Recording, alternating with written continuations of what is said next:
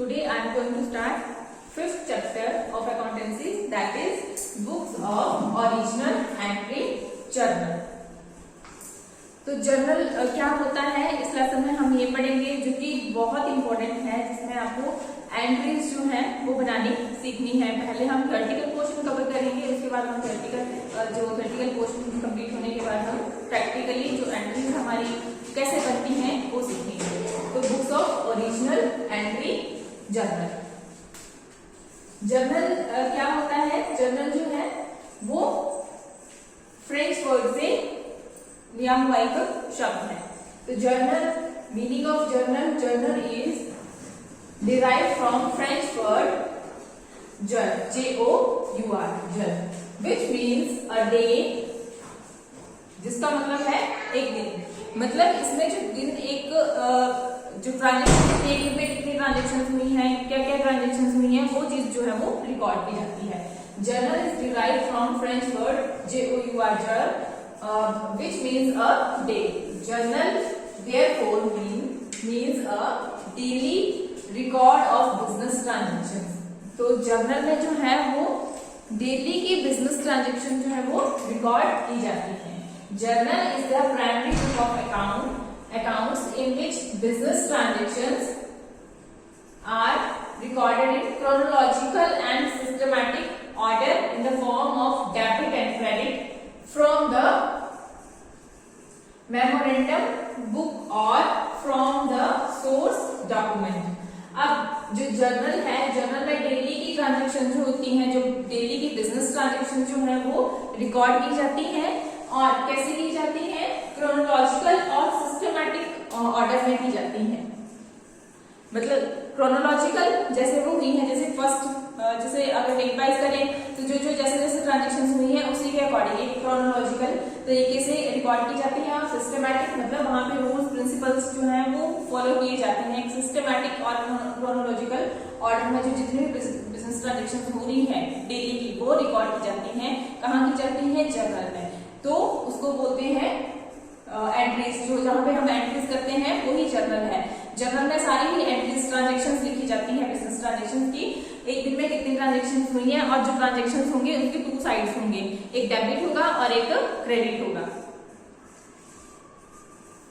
Journal की एक definition है, डेफिनेशन 3 में से कोई भी एक है, वो लैंड की जो डेफिनेशन है उसमें बताया गया है journal means a day book, daily और log book. It is called prime subsidiary book of double entry system. जो जर्नल है उसको डे बुक, डायरी या लॉग बुक भी बोलते हैं, और इसको prime subsidiary book of double entry system भी बोला जाता है। अब इसके जो ऑब्जेक्टिव्स हैं, ऑब्जेक्टिव्स क्या क्या होंगे? ऑब्जेक्टिव्स और इंपोर्टेंस। एक ही बार अब अगर क्वेश्चन आता है, ऑब्जेक्टिव्स पूछ जाते हैं तब ये लिखेंगे, इंपोर्टेंस पूछ जाती है जर्नल की तब भी आप यही पॉइंट्स लिखेंगे जो अभी हम डिस्कस करने वाले हैं। तो ऑब्जेक्टिव्स और objectives and importance of journal. अब जर्नल में क्या होता है? सारी ट्रांजेक्शन जो है वो सिस्टमैटिकल और क्रोनोलॉजिकल ऑर्डर के अकॉर्डिंग जो है वो लिखी जाती है, रिकॉर्ड की जाती है। तो सबसे पहले जो है वो जो इसका ऑब्जेक्टिव होगा या इंपोर्टेंस होगा वो क्या होगी? First, complete record. अब देखो जर्नल में जो बिजनेस ट्रांजेक्शन रिकॉर्ड की जा रही है, जो भी रिकॉर्ड की जा रही है ट्रांजेक्शन, उसका कंप्लीट रिकॉर्ड जो है वो मिल जाएगा। क्योंकि जब भी हम जर्नल में एंट्री करते हैं तो डेबिट और क्रेडिट एंट्री जो होती है वो डेबिट और क्रेडिट के साथ ही होगी। मतलब वो डेबिट होगा, कोई चीज अगर डेबिट कर रहे हैं तो हम दूसरी साइड को क्रेडिट भी करेंगे उसके साथ जो भी ट्रांजेक्शन होगी। और साथ में हम क्या करते हैं? नीचे नरेट भी करते हैं, उसको नरेशन भी देते हैं। एंट्री कंप्लीट होने के बाद नरेशन भी करते हैं, तो वहां से हमें कंप्लीट रिकॉर्ड मिल जाता है। तो कंप्लीट रिकॉर्ड जो है फर्स्ट ऑब्जेक्टिव है जर्नल का। Complete record of each business transaction is maintained in the journal. तो जर्नल में कंप्लीट रिकॉर्ड होता है किसी भी ट्रांजेक्शन का, along with each entry and summarised narration. जैसे कि मैंने अभी बताया कि जो हम एंट्री करते हैं ना, तो एंट्री के साथ जो है नरेशन भी लिखी जाती है। तो नरेशन में उस ट्रांजेक्शन को बताया गया होता है कि ये जो एंट्री है ये किस ट्रांजेक्शन से रिलेटेड है। तो along with each entry the summarized narration of the transaction is also written which given necessary information about the transaction, जिससे कि हमें जो बिजनेस ट्रांजेक्शन है उससे रिलेटेड जो अगर नेसेसरी इंफॉर्मेशन है वो वहां से हमें मिल जाती है। कहां से? जहां से हमने डिक्शन लिख रहे हैं वहां पे पूरी एंट्री जो हमने की है उसके बारे में सारी इंफॉर्मेशन मिल जाती है। तो जर्नल से क्या होता है? Complete record. अगर कोई इंफॉर्मेशन जो है वो आप चेक करना चाहते हैं, पिछला रिकॉर्ड चेक करना चाहते हैं, तो जर्नल से कंप्लीट रिकॉर्ड जो है वो मिल सकता है। तो ये उसका ऑब्जेक्टिव है और इम्पोर्टेंस है जर्नल की। Second is correct knowledge. तो सेकेंड जो ऑब्जेक्टिव है जर्नल का, करेक्ट नॉलेज। करेक्ट नॉलेज में होगा every transaction is recorded in the journal by dividing into the two parts which is debit and credit, which helps in knowing the transaction correctly. अब journal में जो correct knowledge, अब correct knowledge कैसे होगा? क्योंकि journal में जो भी ट्रांजेक्शन ऐड की जाएगी या रिकॉर्ड की जा रही है तो उसमें जो उसको जो डिवाइड किया जाता है, किसी भी ट्रांजेक्शन को डिवाइड किया जाता है वो टू पार्ट्स में किया जाता है। कौन कौन से होते हैं two parts? Debit and credit. तो डेबिट एंड क्रेडिट जो है वो उससे हेल्प हो जाती है किसी भी ट्रांजेक्शन को जो फाइंड आउट करने में कि किससे रिलेटेड होगी ये ट्रांजेक्शन। तो उस ट्रांजेक्शन को करेक्टली जो है वो पहचाना जा सकता है, उसके बारे में करेक्ट नॉलेज जो है वो लिया जा सकता है किससे? जर्नल से। तो जर्नल की जो सेकंड ऑब्जेक्टिव या इंपॉर्टेंस है वो है correct knowledge. First is complete record and second is correct knowledge. Third is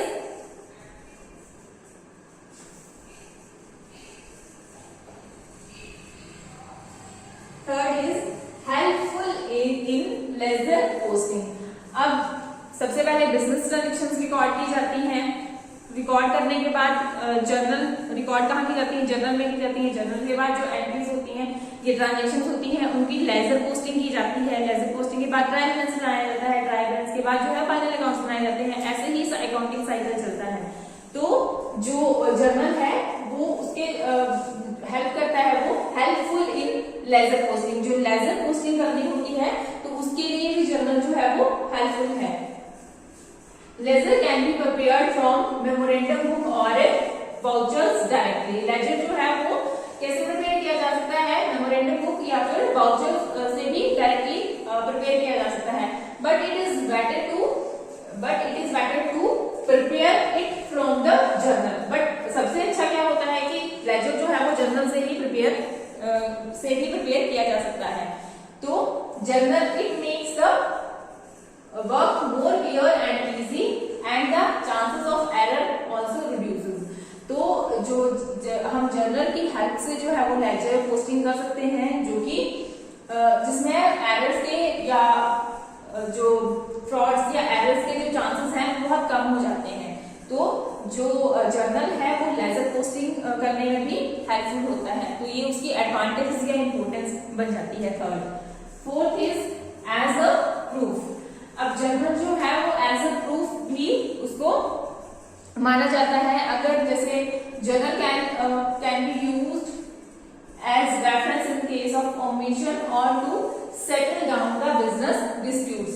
business जो डिस्प्यूट्स होते हैं उनको अगर सेटल डाउन करना है तो जो जर्नल है एज ए प्रूफ जो है वो कोर्ट में उसको बताया जा सकता है। जैसे रिसीट से रिलेटेड, पेमेंट से रिलेटेड कोई भी डॉक्यूमेंट वगैरह होते हैं वो एज ए प्रूफ जो है वो बताए जा सकते हैं कोर्ट में। It is compulsory to prepare it in France, Italy, Germany and Russia.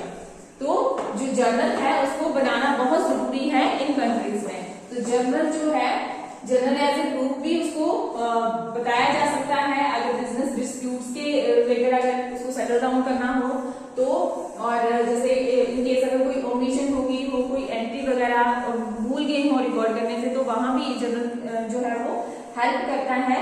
उस जो रिकॉर्डिंग होती है एंट्रीज की, तो वहां पे कोई भी एंट्री जो है वो ऐसे ही नहीं छूट सकती। उसमें भी एक सीक्वेंस होता है, इसको सिस्टमैटिकली और साइंटिफिकली प्रिपेयर किया जाता है। तो कोई भी एंट्री ऐसे नहीं होती है कि वो छूट जाए। तो अगर ऐसा होता भी है तो एज ए प्रूफ जो है वो जनरल यूज होता है। तो जनरल का ये फोर्थ जो है वो इंपॉर्टेंस है। Next is account. अब अकाउंट क्या होता है? Account, an account is a summarized statement in which all transactions relating to a particular person or particular assets or particular head of income or expenditure are recorded at one place। Account क्या होता है? Account जो है एक summarise statement है। Account जो है वो एक समराइज स्टेटमेंट है in which all transactions related to a particular person, particular assets, particular income or particular expenses are recorded at one place। Journal जो है वो एक समराइज स्टेटमेंट है जहां पे किसी पर्सन से रिलेटेड, किसी एसेट से रिलेटेड या फिर किसी इनकम और एक्सपेंडिचर जो उनके हेड होते हैं उनसे रिलेटेड जो है ट्रांजेक्शन्स रिकॉर्ड की जाती है एक ही जगह। जैसे एक पर्सन से रिलेटेड ट्रांजेक्शन्स हैं तो वो एक ही अकाउंट में रखी जाएंगी, वो अकाउंट होगा, एक जगह रखी जा रही है तो वो एक अकाउंट में रखी जाएंगी। अगर किसी एसेट से रिलेटेड ट्रांजेक्शन्स हैं तो वो अगर उनको एक जगह रख रहे हैं तो वो उसका एक अकाउंट बनाना पड़ेगा, वो उसको एक सेपरेट अकाउंट में रखेंगे। इनकम सेम ऐसे होगा, इनकम होगी, कोई एक्सपेंडिचर होगा तो उनको भी उनके हेडिंग के अंदर एक अकाउंट बनेगा उनका और उनको एक जगह रखा जाएगा। तो ये अकाउंट होता है। It's simple form is T shape. इसकी जो सिंपल फॉर्म होती है वो टी शेप में होती है, मतलब टी शेप में होगी। डेबिट क्रेडिट, पर्टिकुलर अमाउंट और डेबिट और क्रेडिट टू साइड होती है। फिर उसके बाद left side is called debit side. जो लेफ्ट साइड होगी यानी कि ये वाली साइड जो होगी वो उसको हम डेबिट साइड बोलेंगे और राइट साइड जो होगी, ये वाली साइड जो होगी, उसको हम क्रेडिट साइड बोलेंगे। Accounts are maintain in a book called ledger. जहां पे सारे ही अकाउंट्स जो मेंटेन किए जाते हैं उस बुक को क्या बोलते हैं? Ledger. Each item has a separate account. हर आइटम का एक सेपरेट अकाउंट होता है।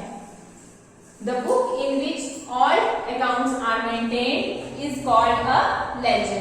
जहां पे अलग अलग सभी अकाउंट्स जो हैं वो अलग अलग अकाउंट जो है वो एक जगह रखे जाते हैं, उस बुक को बोलते हैं लेजर। तो अकाउंट क्या हुआ?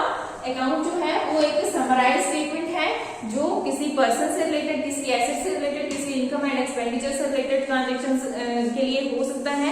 किसी भी चीज का अकाउंट बन सकता है क्योंकि जैसे जो ट्रांजेक्शंस होंगी जिससे रिलेटेड होंगी वो एक जगह रखी जाती है, उसको हम अकाउंट बोलते हैं। अकाउंट जो होता है वो टी शेप में होता है और उसकी जो लेफ्ट साइड होती है वो डेबिट साइड होती है और जो राइट साइड होती है वो क्रेडिट साइड होती है। और जिस बुक में सारे ही अकाउंट्स जो हैं वो मेंटेन किए जाते हैं उस बुक को बोलते हैं लेजर। अब फीचर्स ऑफ एन अकाउंट। अब क्या क्या फीचर्स होते हैं एक अकाउंट के? First is separate account is maintained to record the transactions related to each person, assets and revenue or expense item। separate account मतलब जो बिजनेस ट्रांजेक्शन है ना, वो बिजनेस ट्रांजेक्शन किस किस से रिलेटेड होती है? पर्सन से रिलेटेड होगी, एसेट से रिलेटेड होगी। बिजनेस है उसमें पर्सन होंगे तो फिर एसेट्स होंगी और इनकम एंड एक्सपेंडिचर इन्हीं के बीच तो डील करता है बिजनेस। तो जो बिजनेस में जो अकाउंट्स बनते हैं वो किससे रिलेटेड होते हैं? सेपरेट अकाउंट मेंटेन किए जाते हैं और बिजनेस ट्रांजेक्शन रिकॉर्ड की जाती हैं। जो बिजनेस ट्रांजेक्शन होती हैं वो किससे रिलेटेड होती हैं? पर्सन से रिलेटेड होती हैं, एसेट से रिलेटेड होती हैं, रेवेन्यू का मतलब होता है इनकम से और एक्सपेंस से रिलेटेड होती हैं। इन सारी आइटम्स के अलग अलग सेपरेट अकाउंट जो है वो मेंटेन किए जाते हैं। तो ये अकाउंट की फीचर है, विशेषता है, कैरेक्टरिस्टिक्स है। सेकंड है all transactions related to an item are record in a summarised manner in an account. अब जहां पे जब हम बिजनेस ट्रांजेक्शंस कर रहे हैं, सारी ही ट्रांजेक्शन जो है all transaction related to an item are recorded in summarised manner. Summarised manner का मतलब होता है कि जैसे हम अकाउंट बना रहे हैं ना, जैसे हम राम का अकाउंट बना रहे हैं तो राम से रिलेटेड जितनी भी ट्रांजेक्शंस होती हैं वो हम राम वाले अकाउंट में ही लिखेंगे और फिर उसके बाद जब हम उसको समराइज करेंगे यानी कि जब भी हम उसको हम लास्ट में या हमारा डेबिट साइड बच रहा है अमाउंट या क्रेडिट साइड बच रहा है, वो जो फिगर बच रही है बैलेंसिंग फिगर वो उसका समराइज होता है। मतलब कितना अमाउंट बच रहा है, डेबिट वाला बच रहा है या क्रेडिट वाला, मतलब वो जितने भी अकाउंट में ट्रांजेक्शन होंगी, जिस भी आइटम से रिलेटेड होगी, उनको कैसे रिकॉर्ड किया जाएगा, समराइज्ड मैनर में। एक अकाउंट में जो ट्रांजेक्शन रिकॉर्ड होती हैं वो किस तरह से होती है, समराइज्ड मैनर में, मतलब जिससे कि समराइज आगे कोई ट्रांजेक्शन करनी है या आगे कुछ आपने जैसे फाइनल अकाउंट्स बनाने हैं तो वो वहां से इंफॉर्मेशन जो है वो इजीली ले सकते हैं। थर्ड है an account is a well organised and summarised statement. तो अकाउंट क्या है, वेल ऑर्गेनाइज्ड और समराइज्ड स्टेटमेंट है। जैसे कि हमने अकाउंटिंग के अकाउंट का जो मीनिंग पढ़ा था उसमें भी हमने सबसे पहले ये पढ़ा था, N account is a summarised statement. Next है क्लासिफिकेशंस ऑफ अकाउंट। अब क्लासिफिकेशंस ऑफ अकाउंट जो है वो आपकी बुक में जो है वो दो तरह से क्लासिफाई किया गया है अकाउंट को। Classifications of account two types में होते हैं, first is traditional and second is modern classification. अब ट्रेडिशनल क्लासिफिकेशन ऑफ अकाउंट कैसे होता है, फर्स्ट उसमें जो क्लासिफाई किया है वो थ्री टाइप्स में किया गया है। तो फर्स्ट इज पर्सनल अकाउंट। अब personal account, second is real account and third is nominal account. जो ट्रेडिशनल क्लासिफिकेशन है उसमें जो अकाउंट्स हैं वो तीन तरह के होते हैं, जो मॉडर्न है उसमें भी तीन तरह से होते हैं, बट उनको क्या किया गया है कि जो फर्स्ट है उसको सेपरेट रखा गया है और जो सेकंड और थर्ड है उनको इम्पर्सनल में ऐड कर दिया गया है, बस ये डिफरेंस है। बाकी जो जो चीजें यहाँ पे पर्सनल में, जो जैसे ये चीजें राम श्याम जो भी दिया हुआ है वो आएगा, रियल में एसेट्स आएंगी, नॉमिनल में इनकम एंड एक्सपेंडिचर्स आएंगे। वो सारा ही चीजें मेन है, बट यहाँ पे पर्सनल और इम्पर्सनल, फर्स्ट को पर्सनल में ही रहने दिया है मॉडर्न में, और सेकंड और थर्ड को हमने सेकंड पार्ट में वो क्लासिफाई कर दिया है। तो ट्रेडिशनल की अगर पढ़े तो ट्रेडिशनल क्लासिफिकेशन ऑफ अकाउंट क्या होगा, फर्स्ट इज पर्सनल अकाउंट। अब पर्सनल अकाउंट क्या होता है, accounts which are in the name of an person, firm, institution, company, corporation etc. are called personal account, such as Ram account, State Bank of India account etc.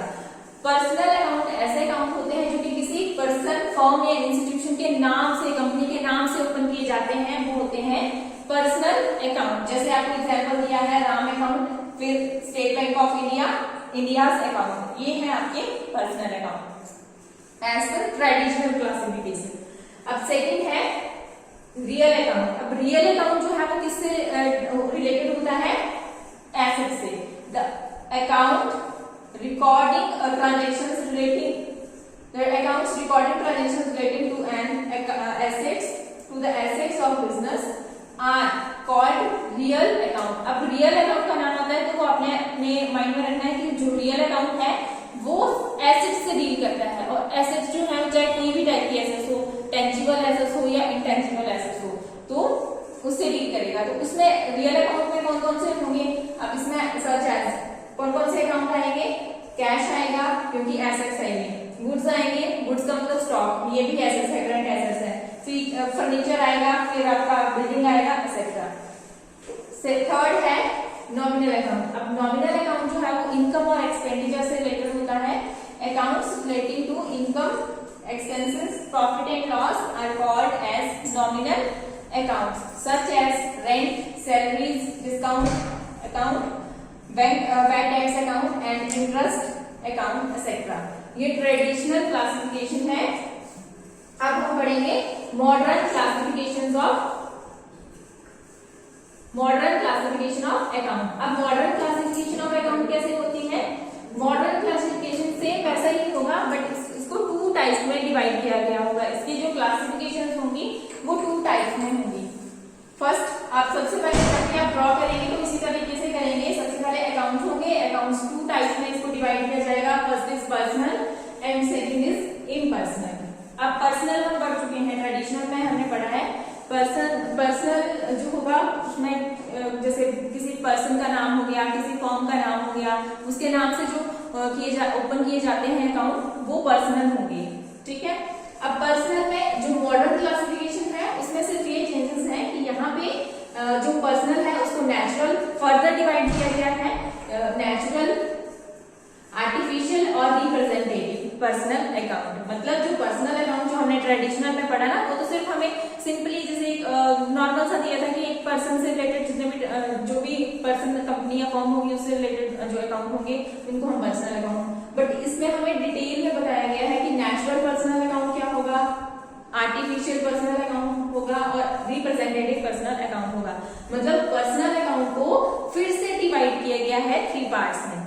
और impersonal जो account है तो उसको 2 types में divide किया गया है। First is real account and nominal account, जबकि हमें ट्रेडिशनल में क्या दिया था, पर्सनल, रियल एंड नॉमिनल है उसी की तरह, बट इसको थोड़ा एडवांस में कर दिया है जो मॉडर्न क्लासिफिकेशन है। तो उसको एक पर्सनल हो गया, दूसरा इम्पर्सनल हो गया। इम्पर्सनल को फिर से 2 पार्ट्स में डिवाइड करना है, रियल और नॉमिनल। रियल को फिर से डिवाइड करना है, फिर से इसको क्लासिफाई करना है।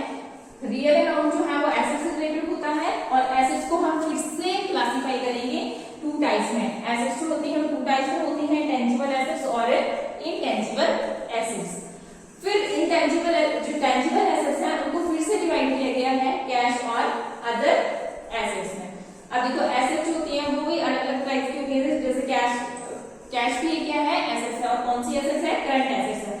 अदर एसेट्स में जैसे बिल्डिंग वगैरह आ जाएंगे, इसमें बिल्डिंग, मशीनरी, प्लांट, ये सब क्या है, ये फर्नीचर वगैरह जो है वो अदर एसेट्स में आ जाएंगे। अब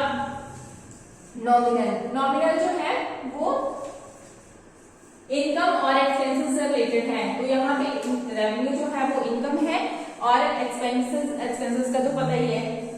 तो नॉमिनल जो है वो 2 टाइप्स में फिर से उसको डिवाइड किया गया है, रेवेन्यू एंड एक्सपेंसेस। तो ये चार्ट है, इसी को हम एक्सप्लेन करेंगे।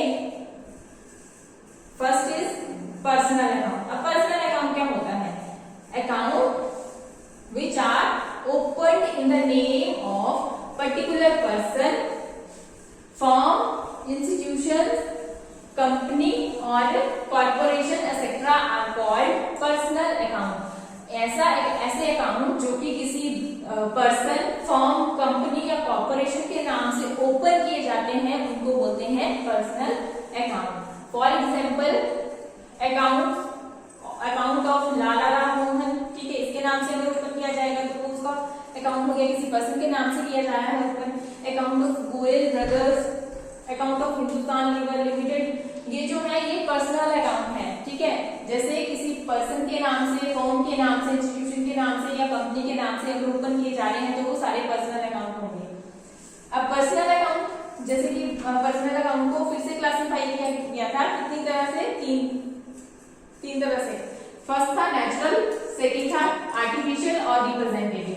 तो हम नेचुरल पर्सनल अकाउंट क्या होते हैं, नेचुरल पर्सनल अकाउंट होते हैं accounts relating to the name of individual human being are called natural personal account. जो कि किसी इंडिविजुअल के नाम से जो अकाउंट ओपन होता है उसको बोलते हैं नेचुरल पर्सनल अकाउंट। एग्जाम्पल दिया है account of Mohan, account of Sohan, account of Sharad etcetera. मतलब किसी आदमी के नाम से, किसी पर्सन के नाम से अगर ओपन किया जा रहा है अकाउंट तो उसको बोलते हैं natural personal account. Second is artificial personal account. अब आर्टिफिशियल पर्सनल अकाउंट क्या होगा, आर्टिफिशियल पर्सनल अकाउंट में जैसे कंपनी होगी, फर्म होगी, अगर कोई इंस्टीट्यूशन हो गया, उसके नाम से अगर कोई अकाउंट ओपन हो रहा है तो वो आर्टिफिशियल पर्सनल अकाउंट होगा। तो accounts relating in the name of firm, institutions, company, corporation etcetera which are not natural person, जो कि नेचुरल पर्सन नहीं है, अगर उनके नाम से अगर अकाउंट ओपन किया जा रहा है तो उसको बोलते हैं, उस अकाउंट को बोलेंगे artificial personal account. For example दिया है account of S.A. Jain college, ठीक है, इसमें मतलब नेचुरल पर्सन नहीं है, ठीक है, कोई फर्म है, कोई कॉलेज है, कोई इंस्टीट्यूशन है, उसके नाम से ओपन किया जा रहा है तो वो आर्टिफिशियल पर्सनल अकाउंट होगा। Account of rotary club, account of Jain brothers, account of state Bank of India etcetera, तो ये आर्टिफिशियल पर्सनल अकाउंट के एग्जाम्पल है। नेक्स्ट है रिप्रेजेंटेटिव पर्सनल अकाउंट। अब जो रिप्रेजेंटेटिव पर्सनल अकाउंट है उसमें क्या क्या आता है, accounts relating to outstanding and prepaid items are called representative personal account. अब अकाउंट्स रिलेटिंग टू आउटस्टैंडिंग जो आइटम्स होती हैं वो आउटस्टैंडिंग आइटम्स कैसी होती हैं, जैसे आउटस्टैंडिंग एक्सपेंसेस हो गई, मतलब ड्यू बट नॉट पेड, मतलब देने थे, जैसे एक्सपेंसेस थे वो पे करने थे बट अभी तक पे नहीं किए गए हैं, तो due but not paid. Outstanding क्या होते हैं, आउटस्टैंडिंग का मतलब ड्यू बट नॉट पेड, वो होते हैं रिप्रेजेंटेटिव। तो जो रिप्रेजेंटेटिव में आते हैं outstanding and prepaid. Prepaid item ऐसी आइटम होती हैं जो कि एडवांस में ही पे कर दी हैं, ठीक है। आउटस्टैंडिंग और प्रीपेड आइटम से रिलेटेड जो अकाउंट्स होंगे उनको हम बोलते हैं रिप्रेजेंटेटिव पर्सनल अकाउंट। जैसे यहाँ पे एग्जांपल दिया है, वी कैन नॉट पे the wages of worker for the last 2 months. Now these workers will become creditors of the business because they have provided services. जैसे वर्कर्स हैं बिजनेस में, उन्होंने बिजनेस में काम किया हुआ है और 2 मंथ्स की उनको वेजेस नहीं दी गई है, बट वो जो वर्कर्स हैं वो बिजनेस क्या है, बिजनेस के क्या बन गए हैं, क्रेडिटर्स बन गए हैं। क्यों बन गए हैं, क्योंकि उन्होंने अपनी सर्विसेज जो है वो प्रोवाइड की है बट उनको अभी सैलरी नहीं दी गई है, वेजेस नहीं दी गई है, तो वो आउटस्टैंडिंग वेजेस होगी। जो इस तरह के जो अकाउंट्स होंगे उनको हम रिप्रेजेंटेटिव पर्सनल अकाउंट बोलेंगे। अब ये पर्सनल अकाउंट क्या होता है, पर्सनल अकाउंट कितने टाइप में फिर से डिवाइड होता है, 3 टाइप में होता है। ये पर्सनल अकाउंट हो गया और इसके बाद में आपका इम्पर्सनल अकाउंट। इम्पर्सनल अकाउंट क्या होता है, इम्पर्सनल अकाउंट, इम्पर्सनल अकाउंट जो कि पर्सनल अकाउंट के अलावा जो अकाउंट होते हैं वो इम्पर्सनल अकाउंट में आते हैं। तो बी जो पार्ट है impersonal account, accounts other than the personal account are called impersonal account, they are not related to a person. मतलब जो ऐसे अकाउंट्स जो कि एक पर्सन से रिलेटेड नहीं है उनको हम क्या बोलते हैं, इम्पर्सनल अकाउंट। अब ऐसे कैसे अकाउंट होंगे जो पर्सन से रिलेटेड नहीं होंगे, वो होंगे real account and nominal account.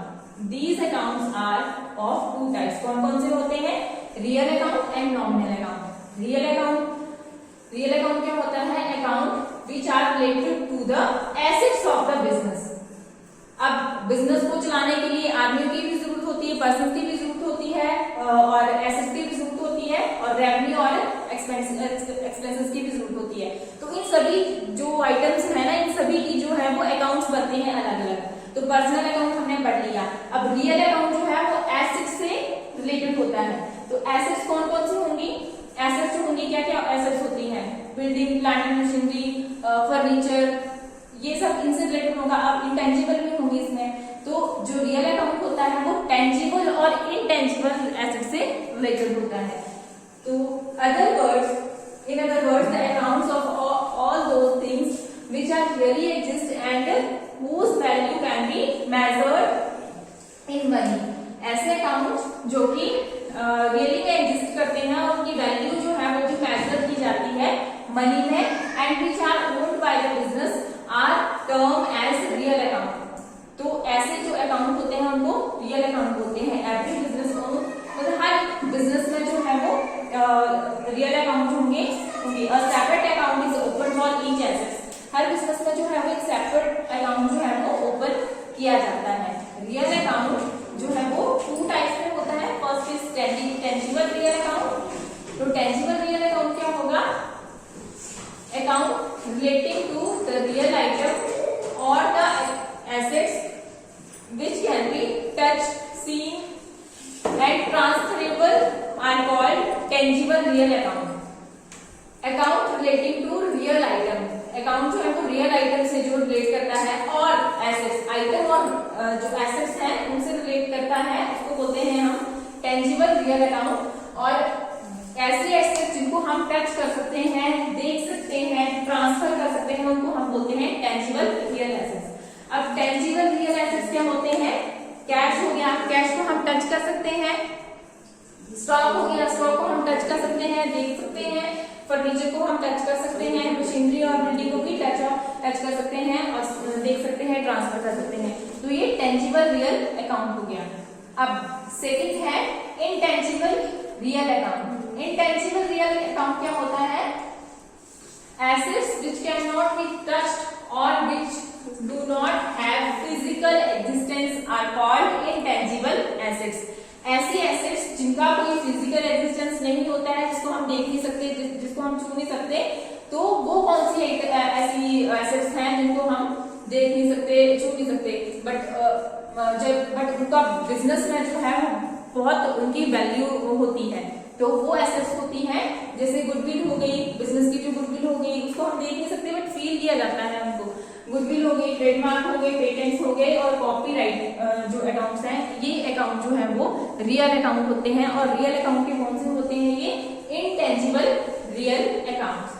तो इनका भी अलग से अकाउंट जो है वो ओपन किए जाते हैं।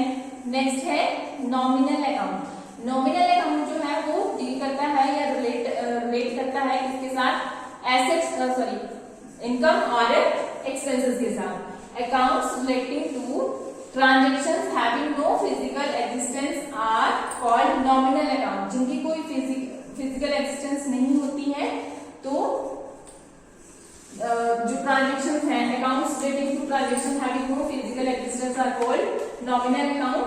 These accounts are used to define the nature of transaction, that is income and expense. तो जो इनकम और एक्सपेंडिचर से रिलेटेड जो अकाउंट होते हैं वो नॉमिनल अकाउंट होते हैं। अब उसमें कौन कौन से आते हैं? जैसे वेजेस हो गई, इंटरेस्ट, डिस्काउंट, कैरेज, ये जो आइटम्स हैं ये एक्सपेंसेस से रिलेटेड आइटम्स हैं। बट इन्हीं को अगर कन्वर्ट किया जाए, वेजेस अगर यहाँ पे जो इंटरेस्ट है अगर पेड लग गया होगा तो वो एक्सपेंसेस हो जाएगा बिजनेस के लिए। डिस्काउंट अलाउ होगा तो वो बिजनेस के लिए एक्सपेंसेस हो जाएगा। अगर इंटरेस्ट रिसीव है तो बिजनेस के लिए वो रेवेन्यू है, इनकम है। अगर डिस्काउंट रिसीव है तो भी बिजनेस के लिए वो इनकम और रेवेन्यू है। इस तरह से जो ये वाली आइटम्स होती हैं ये नॉमिनल अकाउंट की आइटम्स हैं और ये इनकम और एक्सपेंडिचर से रिलेटेड होती हैं। तो जो नॉमिनल अकाउंट है उसमें इनकम और एक्सपेंडिचर की आइटम्स को ही उनके अकाउंट्स जो हैं वो बनाए जाते हैं। Thank you.